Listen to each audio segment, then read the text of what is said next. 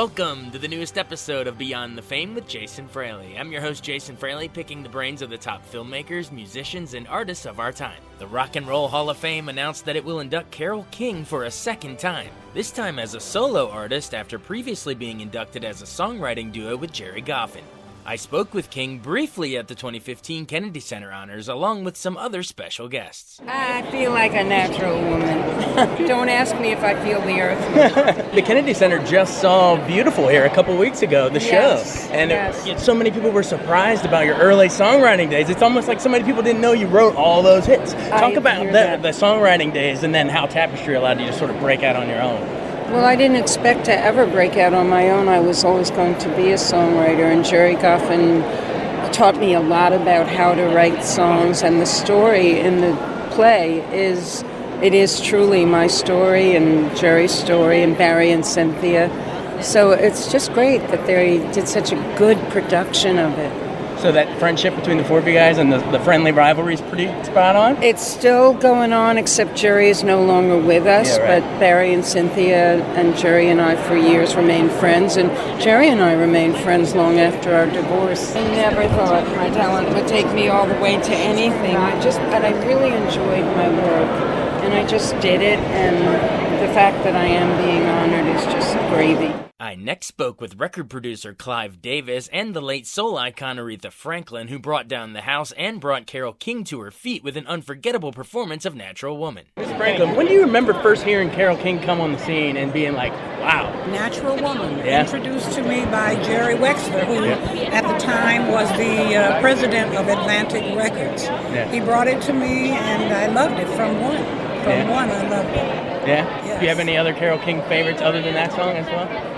Just the whole Tapestry album? I feel the ground moving under my feet. And most of her things were just kind of grab me. Is the ground moving right now under the shoes? Not yet, No? but it will. Feel the earth move. Feel the earth move? Yes, right. Mr. Davis, do you feel the earth move? I feel the earth move. I'm standing in the Queen of Souls, so we all feel the earth move. Awesome. But we'll feel it even more from the stage tonight when Aretha sings. Is that the number you're going to sing, or Natural Woman? That and Natural Woman. Wow. All right. We look forward to that. Okay. Thank you. Finally, I spoke with Abby Mueller and Liam Tobin, who played Carole King and Gerry Goffin in Beautiful, the Carole King Musical. This music is so beloved by people, and it's woven into the fabric of people's lives. You know what I mean? So that's really thrilling for us to see people having that like visceral of a response to these songs.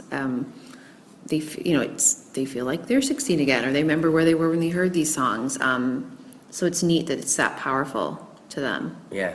Like everybody knows these songs. Like everybody knows them. It doesn't matter how old you are. Like you've heard Natural Woman. Maybe you didn't know Carole King wrote it, but that's what's so fun about the show is the audience discovering all these moments along with us. Like, oh my God, I didn't know they wrote that. He wrote. They did that Drifter song. They did that. Yeah, song, right? That was them. All that stuff. But Yeah, they're so prolific. Yeah. And that's really fun to hear the audience going, oh, yeah.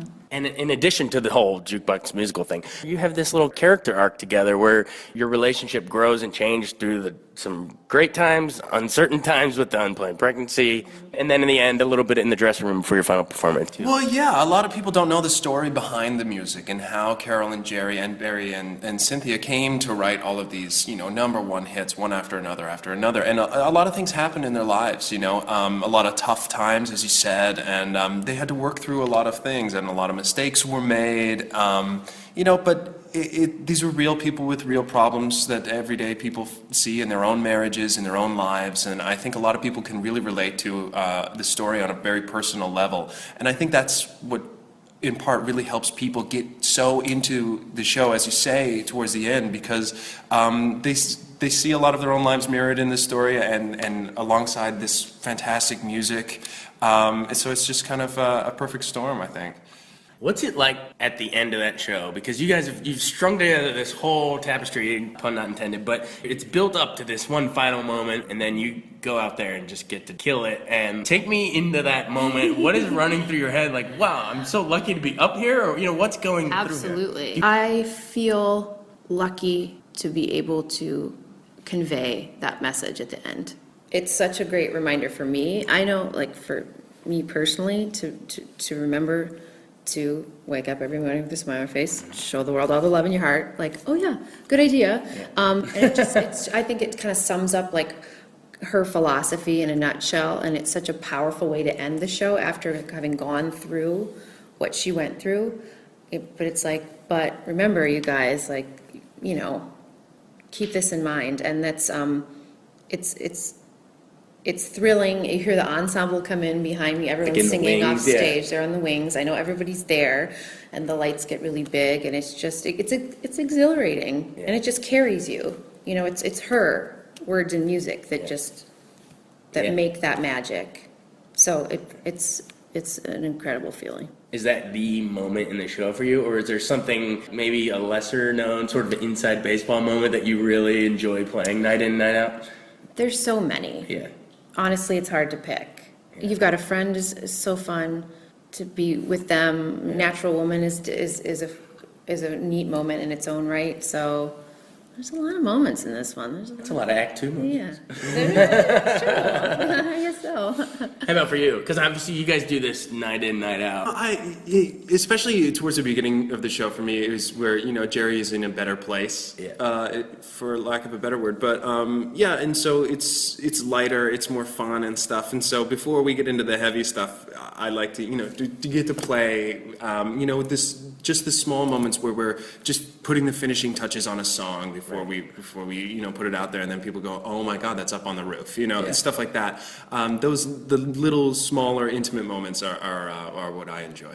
That moment you're talking about when you're like maybe tickling the ivories and it's like a little slight piece that you know the audience is gonna know, but you're like that just step ahead of them. Do you know what I'm saying? Yeah. Is there a cool feeling like, wait for it, here it comes? Totally. I mean, will you still love me tomorrow? That's totally that moment. Yeah. That's how you know you're doing okay, when you hear the, oh, here it comes, you know. But it's just, I mean, this music is so good, and people love it so much. Yeah. So it's really fun. Is it wild to be playing a role that your sister also, that she originated? She's been really supportive about it. You know, the whole thing definitely was a surprise, and one of those lovely, like I say in the play, you know, you never know what life's gonna hand you, and it's just been a huge gift to get to have this opportunity, and I'm well aware of what an honor it is, and I just feel really lucky to get to do it and to get to play Carole. Did you actually ever meet Carole King in preparing for it? I did get to meet her because I got to sing with her on the Today Show, actually. So I did get to meet her. Wow. Which was wild. So other than geeking out about it, what did she impart any wisdom? She did actually. And she, you know what she said? She was like, we got to remember, she is all about the music and all about her band and about making everyone feel appreciated and giving everyone their spotlight. And what you see, if you ever see her perform, she loves her band. Band love is what she called it. And she was reminding us all to remember those moments in the show, to make sure, which we've tried to put in, so you get that sense that she knows that she's part of the ensemble. So I found that very valuable. To sort of make sure to bring up all the other roles that aren't around. Yeah, and because we're all making the music together, you know. You think it'll be around forever? I do.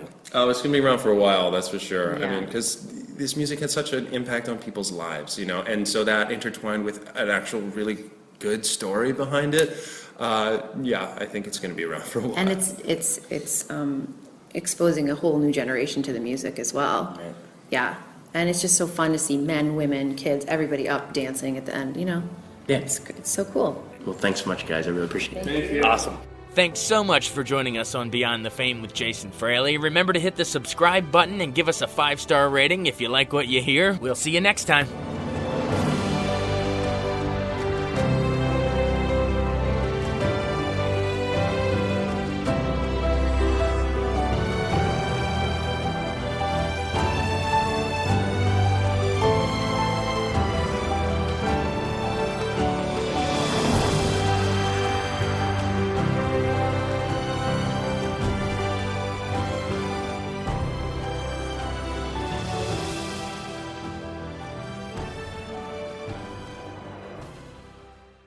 I wanted to take a second to tell you about an app I really enjoy. Living in the DC area is great, and Podcast DC gathers all of the local shows that I like all in one local app. Health, sports, local news, politics, and so much more. Podcast DC is the new local app with hundreds of DC area podcasts to choose from. I can earn exciting rewards just for listening and share the podcasts I love instantly. Available in the App Store or in Google Play, listen local with Podcast DC.